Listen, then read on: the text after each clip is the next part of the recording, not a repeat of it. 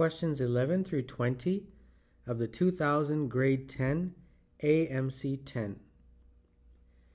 Two different prime numbers between 4 and 18 are chosen when their sum is subtracted from their product.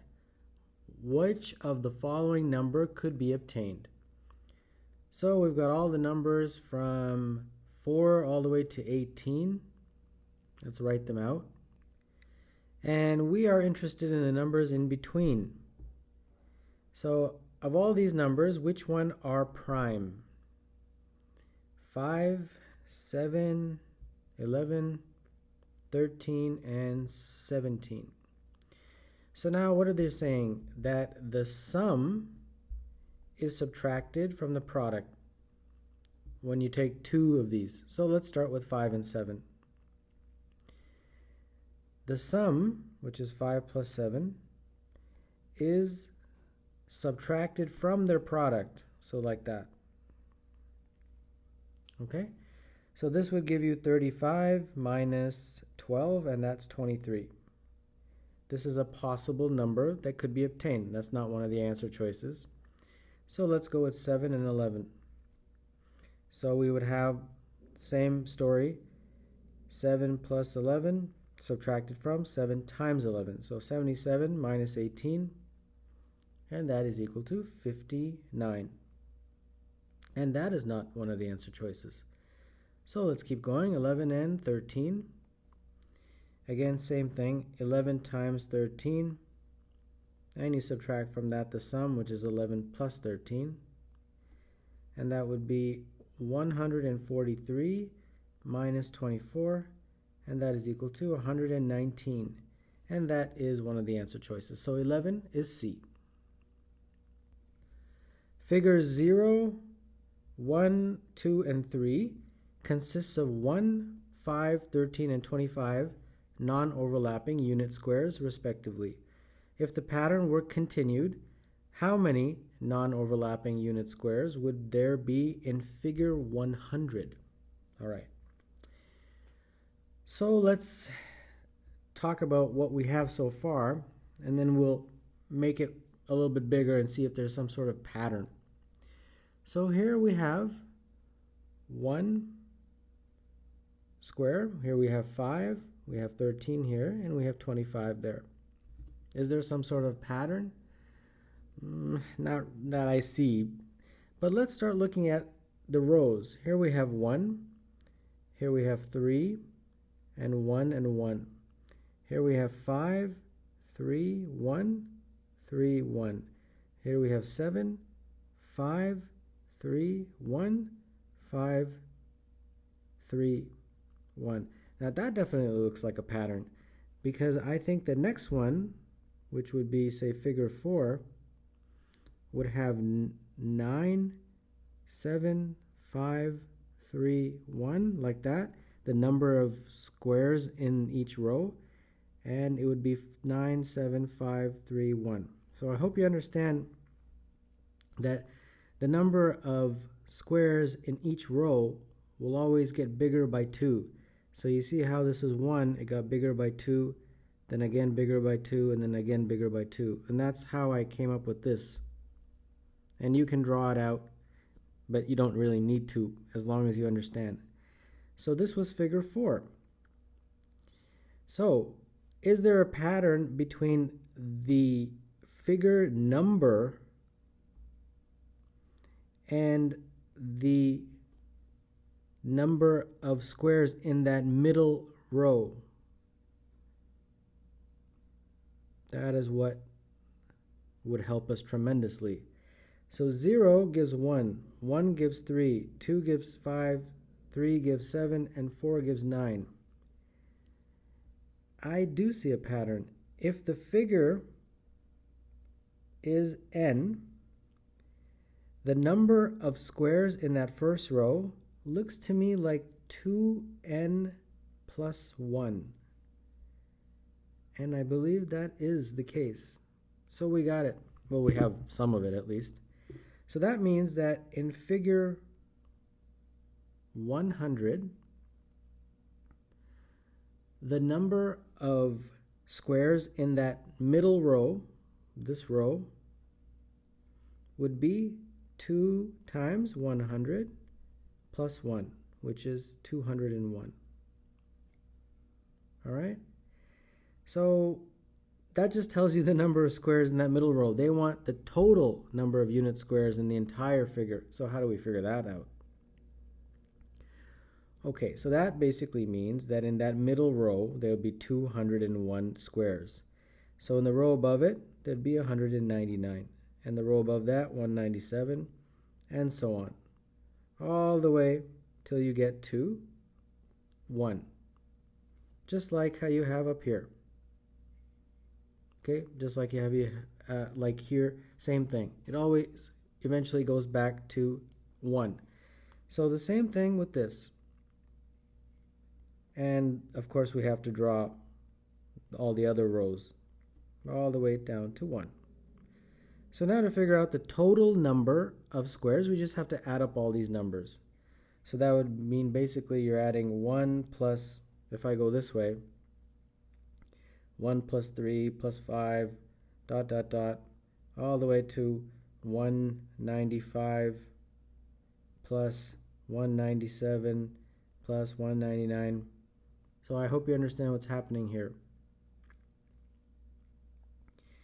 And then same thing with this row, exact same. Plus 1 plus 3 plus 5, dot, dot, dot, all the way 195 plus 197 plus 199. And at the very end, we've got to add this lone 201. Okay? So that's what we have to add up. All right, so how do we add up all these numbers without having to manually do each one at a time? Well, what I like to do is just add up pairs. Like you have 1 and 199. What does that equal? 200, right? But then so does 3 and 197. And so does 5 and 195. So each of these pairs adds up to 200. And how many pairs do we have? Well, we have 199 numbers, but it's every other number, right? So there's only 100 numbers. So therefore, there'll only be 50 pairs. So 50 pairs, each pair equals 200. So to get the sum, it would be 200 times 50. And the same thing holds true for the next line, exact same. So 200 times 50. And then you've got this lone 201. So this is 10,000 plus 10,000 plus 201. And this is 20,201. So let's see if that's one of the answer choices. And it is. It's C.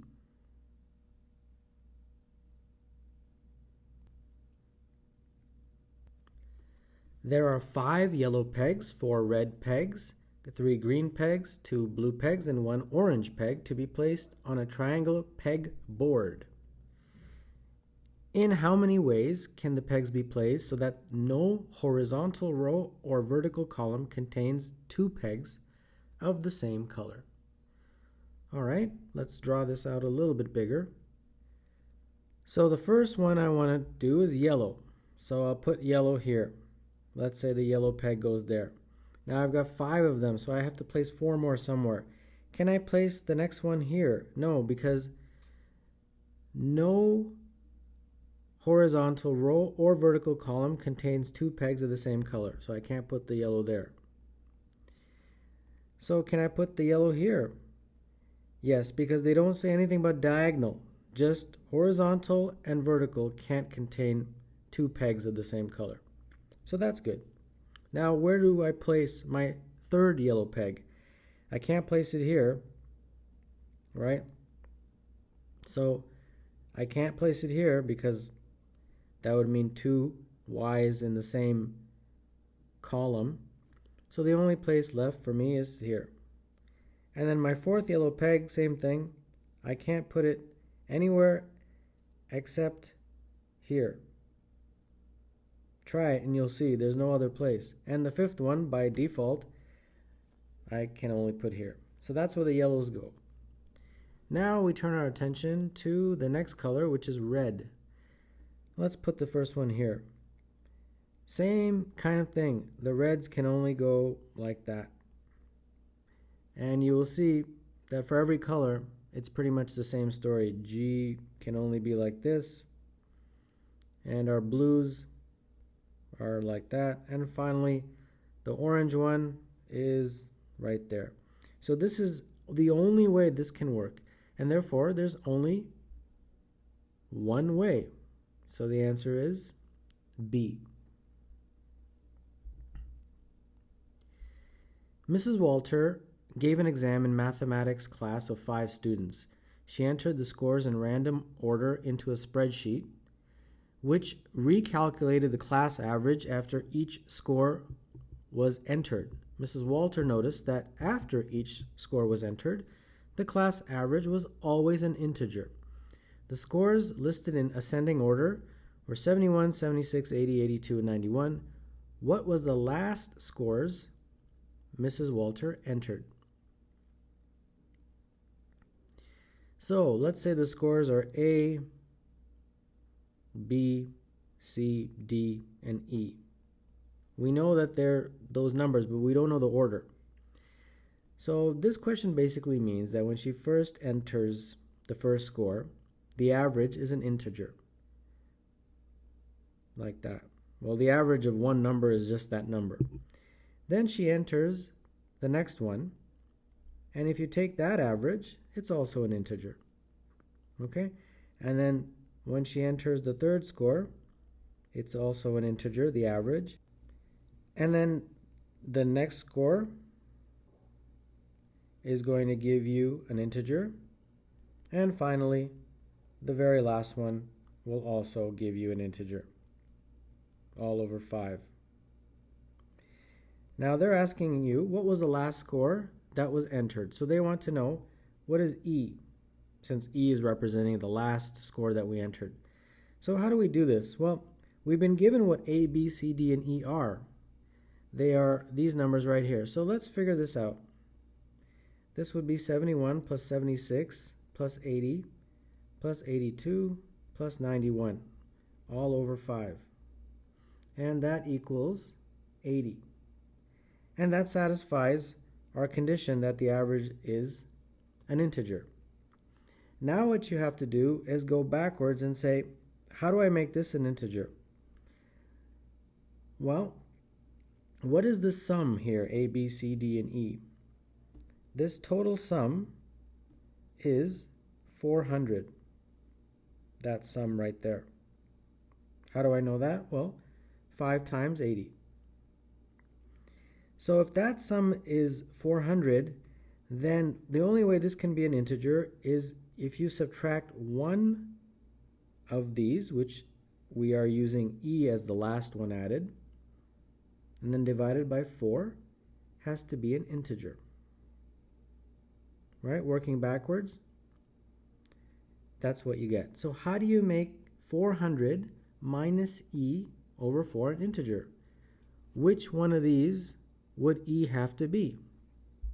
And if you look at it, you can clearly see, I hope, that E has to be 80, because it would make this 400 minus 80 over 4, which is 320 over 4, which is 80.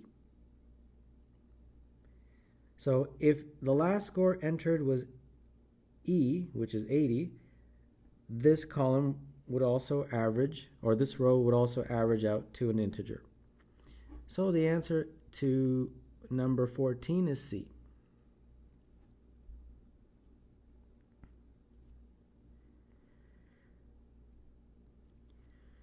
Two non-zero real numbers, A and B, satisfy AB is equal to A minus B. Find a possible value of this expression. All right, so let's first work with this expression here. We got AB is equal to A minus B. And let's solve for one of these. So I'll put this on one side. I'll put the B on one side. and then factor out b, you get a plus 1, and therefore b is equal to a over a plus 1, like that. And then I will substitute this into our expression here. So this expression is a over b plus b over a minus ab. So a over b, which is a over a plus 1, plus b, which is a over a plus 1, over a, minus a times b, which is a over a plus 1. All right? So invert and multiply, and we get a plus 1 over a. Invert and multiply again, and we get 1 over a. And this looks like a squared over a plus 1. These a's cancel, so we got a plus 1. These a's cancel, we got 1 over a plus 1. And this is still just a squared, a plus 1, like that. So now let's get a common denominator, a plus 1, top and bottom, multiplication. And this becomes a plus 1 times a plus 1. This is plus 1, and this is minus a squared, all over a plus 1. Multiply this out, you get a squared plus 2a plus 1 minus a squared, all over a plus 1. The a squareds cancel. We have 2a plus 2 over a plus 1. Factor out a 2 and you get a plus 1, and that is over a plus 1. The a plus 1s cancel, and that leaves just 2. So all of that to get down to an integer, which would be choice E. The diagram shows 28 lattice points, each 1 unit from its nearest neighbors. Segment AB meets segment CD at E. Find the length of segment AE. So they want you to find this length. So I think it will be very helpful to put this on a coordinate graph.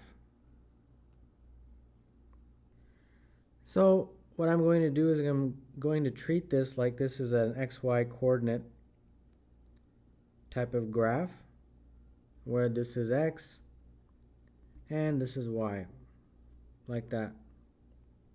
And then I'm going to start labeling. So D is 2, 0.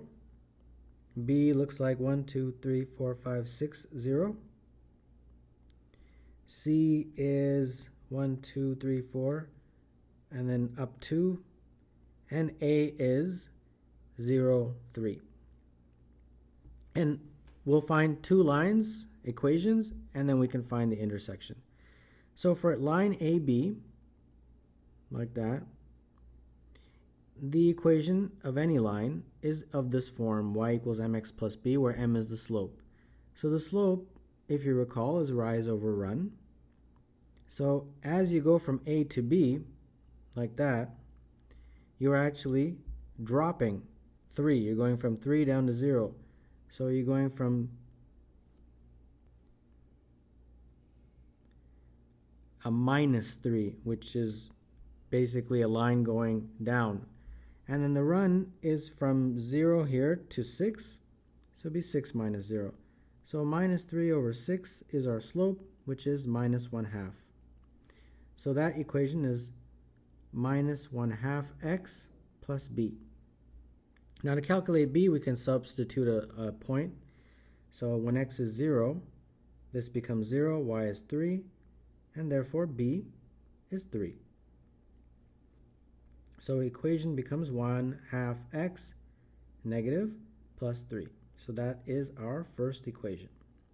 Very similarly, we'll figure out the equation of this line right here, DC. So line DC, same thing. It's y equals mx plus b. M in this case, the rise is 2 because we're going from 0 to 2. So 2 minus 0. And the run is basically from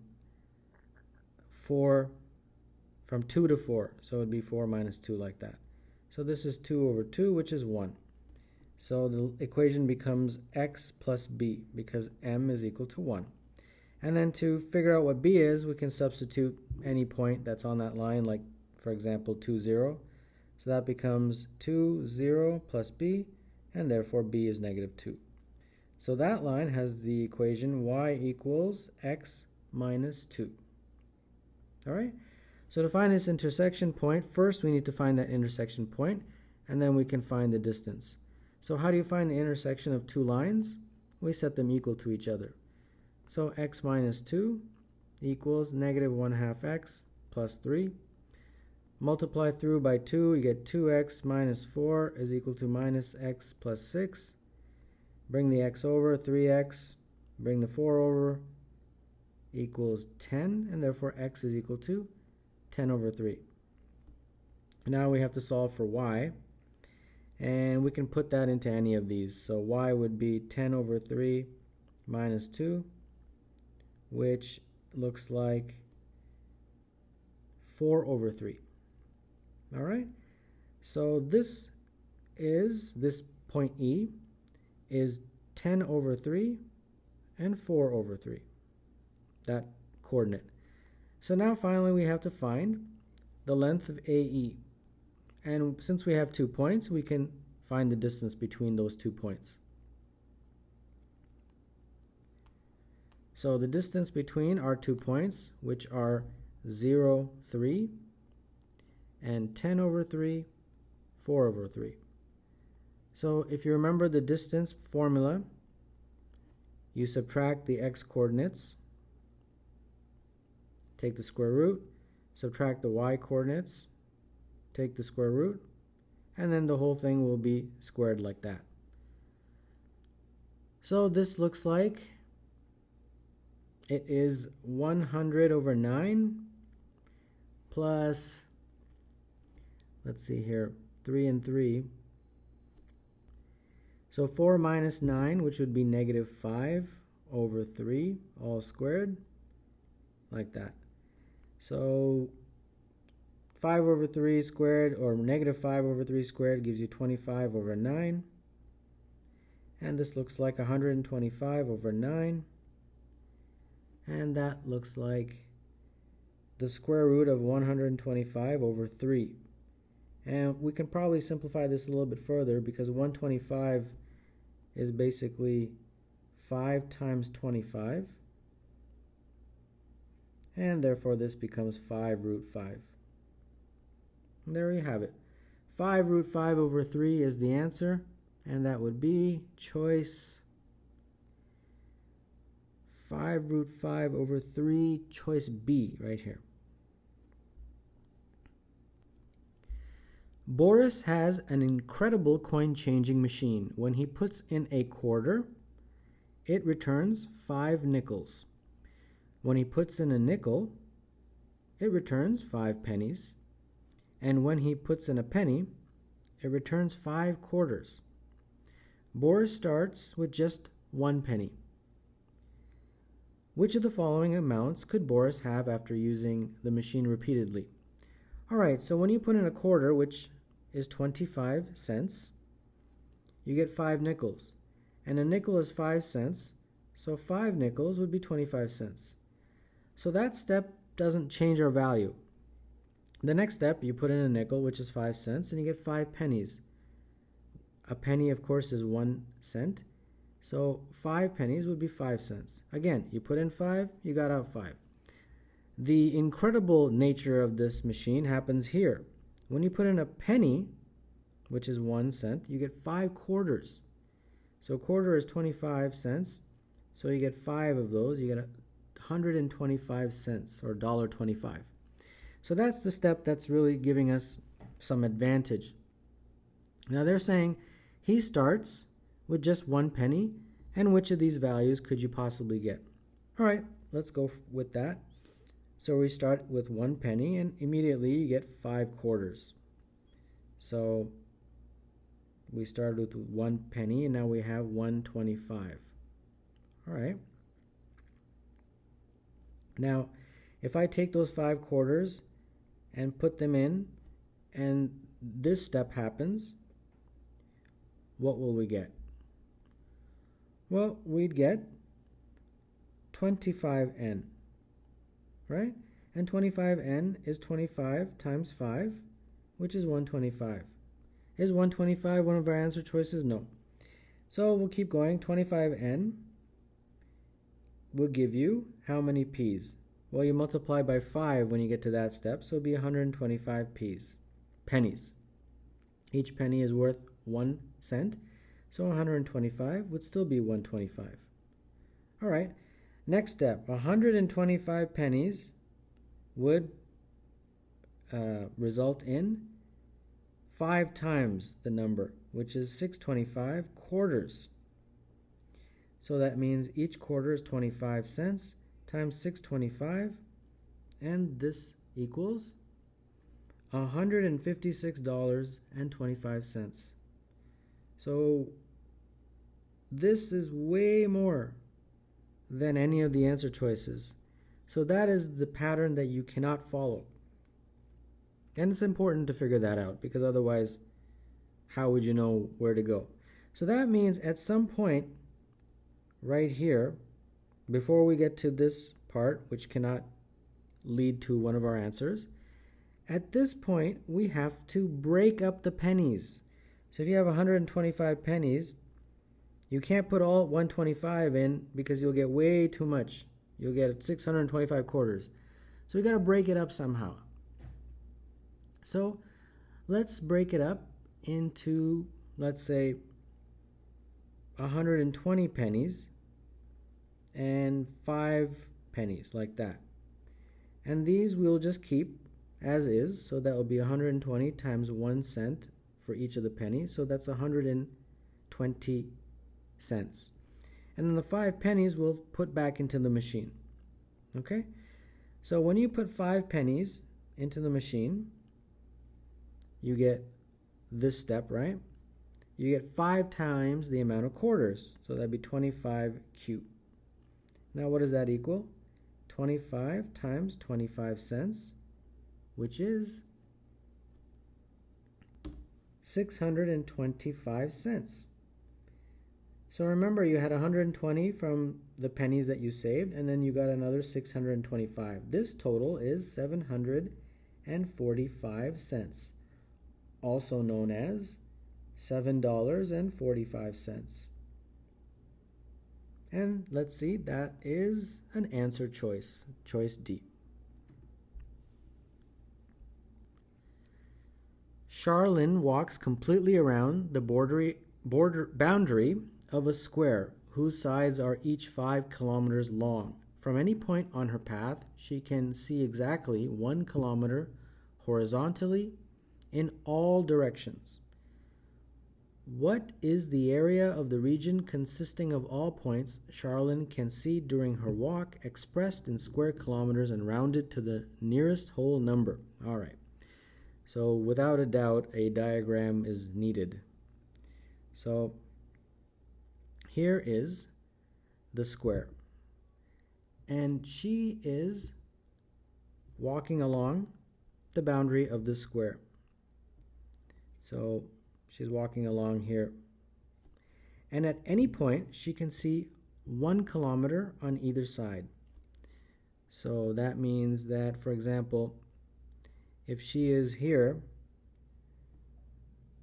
she will be able to see 1 kilometer on either side, like that.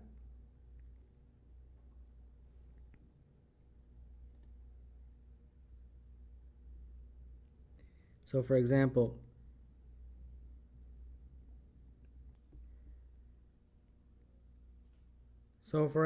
if she's right here, she can see 1 kilometer to her left. So this is 1. And similarly, she'll be able to see 1 kilometer to her right. So there you have it. That's the region. At any point, she can see 1 kilometer to her left, 1 kilometer to her right, 1 kilometer horizontally, basically in all directions. All right?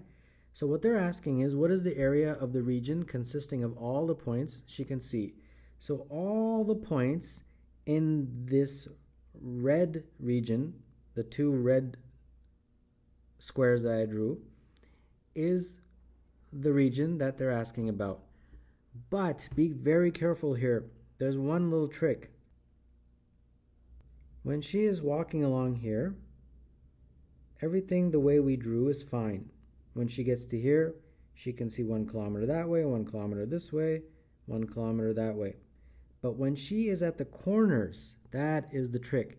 She can see 1 kilometer this way, sure. 1 kilometer that way, sure. 1 kilometer that way. And she can also see 1 kilometer this way. But that way doesn't touch the edge corner here. It becomes like this. Do you see what happened there?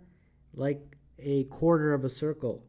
And similarly, the same thing holds true at all the edges. And that's a very key to the question, because it's only 1 kilometer that she can see. And it's basically like the radius of the circle, right? If that's a circle all the way around, 1 kilometer would only go to the edge. It would only go to the edge of the circle. It wouldn't go to the edge of the square. So we have to figure out this entire region, and then we have to kind of subtract these little pieces here. All right? So let's take this one step at a time. The first thing we need to do is figure out the total area of the big square all the way around. Well, what are the dimensions? She was walking around a path of 5, right? So this is from here to here is 5. And then from here to here is 1, and from here to here is 1. So this whole area is 7. So the entire square, the area, would be 7 times 7, which is 49. Now we have to subtract from it the middle one, because we're not interested in that. We want just this area like that. Right? So the middle square, I'll write AM, is what's the side length? Well, this was 1 and this was 1, so this is 3. So the middle square is going to be 9. So if you just look at the squares, the area would be 49 minus 9, which is 40. Now that's one of the answer choices, but that's the wrong answer choice, right? Because we have to subtract these little guys here. I'll color them in gold, right? Those guys there we have to subtract. And that's the key to the question. And if you don't subtract those, you'll get 40, and therefore you get the wrong answer. So I have to subtract those 4 regions. Now how do I do that? Well, instead of treating them as 4 separate regions, treat them as one region. So it was basically a square. And inside the square, you've got this circle, correct? And I'll cut the circle into 4. And each of those regions that I colored previously in yellow, I'll color in yellow here. Okay, so I hope you understand what I did there. If we can figure out the area of these 4 yellow golden regions, we can then subtract it from 40, and then we will get the exact answer. So how do I do that? Well, it shouldn't be too hard. It looks like it's just the area of the square minus the area of the circle will give us the 4 yellow regions. All right, so what is the area of the square? Well, first of all, we need to know the lengths here.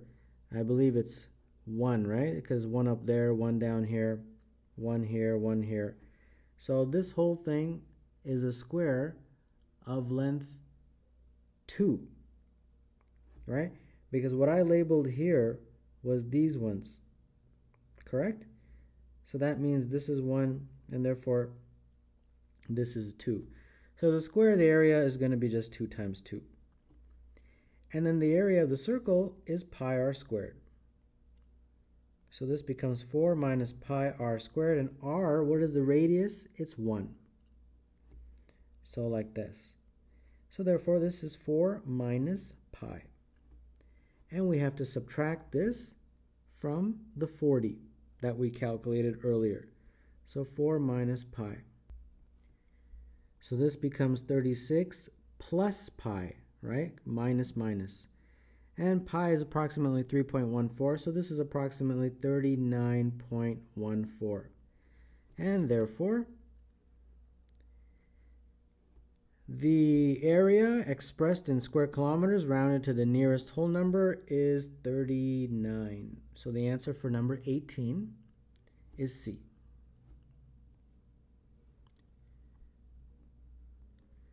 Through a point on the hypotenuse of a triangle, right triangle, lines are drawn parallel to the legs of the triangle so that the triangle is divided into a square and two smaller right triangles. The area of one of the two small right triangles is m times the area of the square. The ratio of the area of the other small right triangle to the area of the square is. Okay, let's draw a diagram. So this is essentially what the question is saying. Through a point on the hypotenuse, so this point right here, we can call that P. You don't really need to, but this is a right triangle. Lines are drawn parallel to the legs of the triangle, so parallel, like that, so that the triangle is divided into a square, which we have, and two smaller right triangles, like that. The area of one of the two small right triangles is m times the area of the square. So let x be the area of the square. And therefore, we can put that in there like that, x. The area of the right triangle, one of them, is m times x. That's what that question essentially is saying. So let this one be mx. All right? The ratio of the area of the other small triangle to the area of the square is. So this other small triangle, we'll call that area y. And therefore, the question is asking us to find y over x. That is what the question is saying. And all these answer choices are in terms of m. So somehow we have to get this m into y, I guess. Relate them somehow. Okay. So I think we can work with this. So what is our first step? Well, let's look at this mx here. Mx is the area of that triangle. And we're going to need to label some values. So I'll call this distance height from there to there. And I'll call this distance whatever, it doesn't really matter. K is fine. And then these distances, we know, are equal to the square root of x, right? Because it's a square. Square root of x times the square root of x is the area of that square. And they've already told you that area is x, or I've already told you that area is x. And that's what I created as my unknown. So therefore, this is root x, and that's root x, like that. Okay, so let's look at this triangle up here. That triangle up here, the area will be 1/2 base times height. The base is root x, and the height is h, according to my variables. So therefore, we have mx is equal to root xh over 2, like that. Okay? Now, this question, we will definitely need to incorporate this k somehow into this triangle up here. And that's how we will be able to find this in terms of m, because all the answer choices were in terms of m, if you remember. So how do we do that? Well, we have to look at the fact that these two triangles are similar. They're basically similar triangles, and therefore the ratio of the sides will be the same. So that means that h over root x, this h over this root x, is the same as this side over that side. which is root x over k, like that. Okay, based on similar triangles. And if you cross multiply, you'll get x is equal to hk, and therefore h is equal to x over k. There you go. You got h in terms of k. So plug that into here, and we'll get mx is equal to 1/2 root x over k. Okay? And it looks like the x's will cancel out, and therefore we'll get just m times 2k is equal to root x. And then we can square both sides and get 4m squared k squared. All right? So there we go. That's the first part. Now we move to our triangle right here, this one that we are most interested in. That area I have denoted as y, and the area of a triangle is 1/2 base times height. 1/2 base, which is k, times height, which is root x. Correct?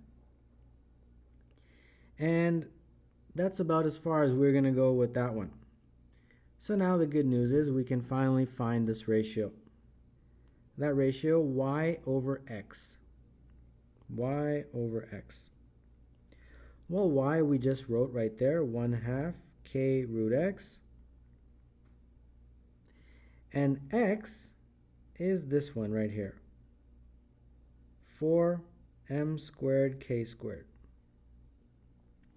Root x is right here, so 1/2 k 2mk over 4m squared k squared.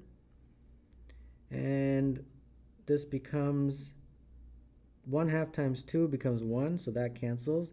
The k's multiply to become k squared, and this becomes m, 4m squared k squared. And it looks like the k squared canceled. Great. And then the m, one of the m's will cancel, so we will be left with 1 over 4m. And that should be one of the answers, I hope. And it is. For 19, the answer is D. Let a, m, and c be non-negative integers such that a plus m plus c is equal to 10. What is the maximum value of a times m times c plus a times m plus m times c plus c times a? All right. So let's see what we can get here. Let's see if we can factor anything out and see what the relationships are. So I can probably factor out an m that seems to appear a lot. So I've got AC plus A plus C plus CA. All right? And A plus M plus C is equal to 10.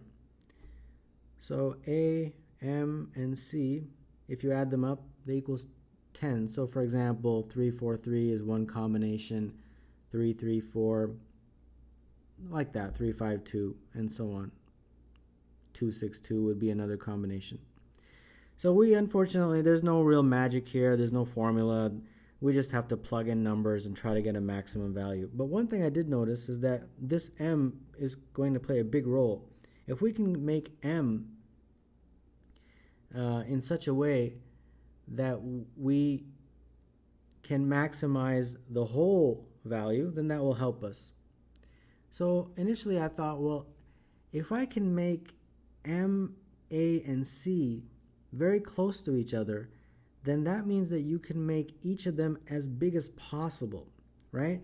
Because if I chose something like, let's say this one, then all of them are pretty close together. But if I did an extreme case scenario like 1, 8, and 1, sure, a plus m plus c is equal to 10, but once I start multiplying them, I'm not going to get the maximum value. I hope that makes sense. So what I did was I just started with this one, and we can, we can use different ones and see what we get. So let's first try 3, 4, and 3 and see what we get. So that would be basically 4 times 9 plus 3 plus 3 plus 9. And this is 4 times 15 plus 9, and therefore this is 69. All right, that is one of the answer choices, but let's see if we get anything bigger. Now let's try 3, 5, and 2, right? So that would give you 5 for m, and then 6 plus 3 plus 2 plus 6, and that is going to be, this looks like 55 plus 6, so 61. All right, so we didn't get anything bigger than 69, so that's pretty good.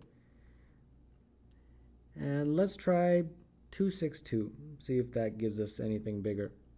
6, 4 plus 2 plus 2 plus 4, and this gives you 52. And just to convince you that when they are close together like that, the answer is maximum, let's try a different iteration of that, like 4, 3, 3. That would result in 3 times 12 plus 4 plus 3 plus 12. And this is equal to 3 times 19 plus 12, which is 69. There you go. So 69 is the right answer, and that's the maximum value you can get. It's just a plug and play type of question. C is the correct answer for number 20.